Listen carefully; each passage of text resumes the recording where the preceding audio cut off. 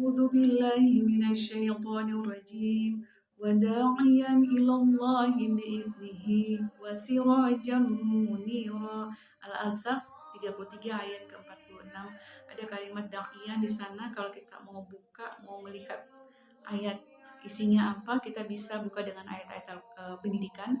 Di sana ada berbagai profesi, karena da'iyah ini adalah penyeru ya, orang-orang yang menyeru ilallah kepada Allah. Ada profesi dosen, guru, motivator, ada praktisi, ada sales, ada konsultan, dan orang-orang yang menjalankan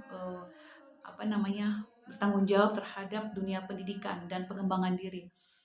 Nah, pertanyaannya, apakah profesi yang kita jalankan ini ilallah, kepada Allah, apa tidak?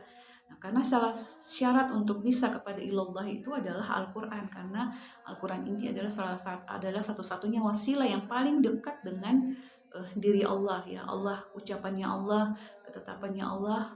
Al-Quran ini tidak ada yang buat kecuali memang Tuhan semesta alam Allah.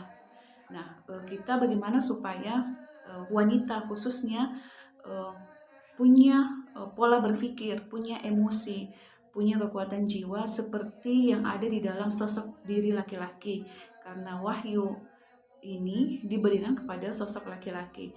Nah, kita mungkin bisa belajar dari para ustadz ya. Kalau kita mau lihat penceramah untuk saat ini, kita coba lihat pola berpikir mereka, para sosok laki-laki ketika menyampaikan, dibandingkan dengan wanita ya, maksudnya ustazah yang menyampaikan.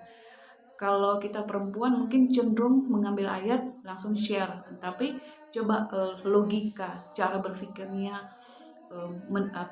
laki-laki dalam mendetilkan setiap hurufnya, menghubungkan dengan satu dengan yang lain itu luar biasa. Nah, kita bisa belajar dari mereka. Ada contoh Ustadz Adi Hidayat, bagaimana beliau punya skema berpikir, punya kognitif sintesis, menghubungkan antara ayat satu dengan ayat yang lain.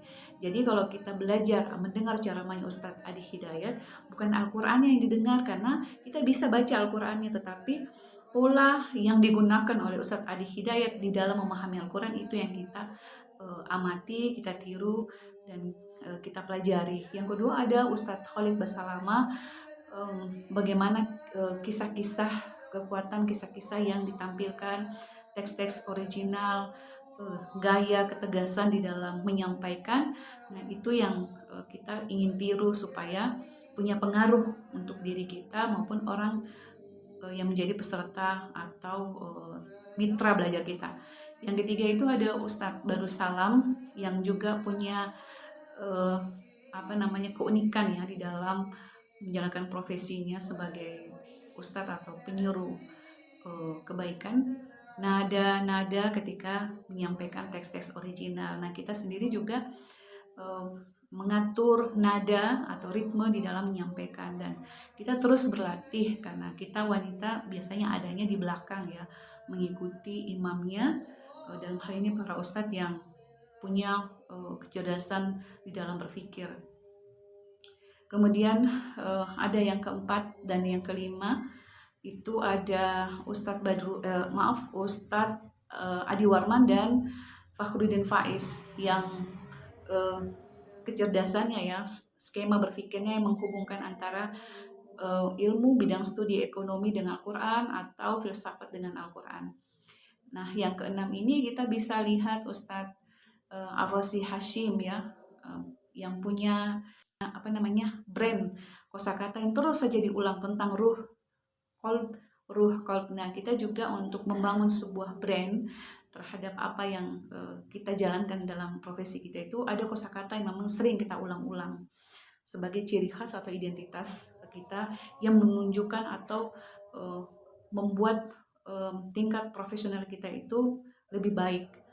Nah, yang selanjutnya itu tentunya orang-orang laki-laki yang berada di sekitar kita, ada bapak kita, ayah kita, ada kakak kita, atau pasangan hidup, atau orang-orang spesial di sekitar kita, atau teman kerja kita, atau laki-laki yang berhubungan dengan kita, yang menelpon kita, atau kita menelpon untuk bertanya sesuatu, itu kita jadikan sebagai mereka itu guru kita.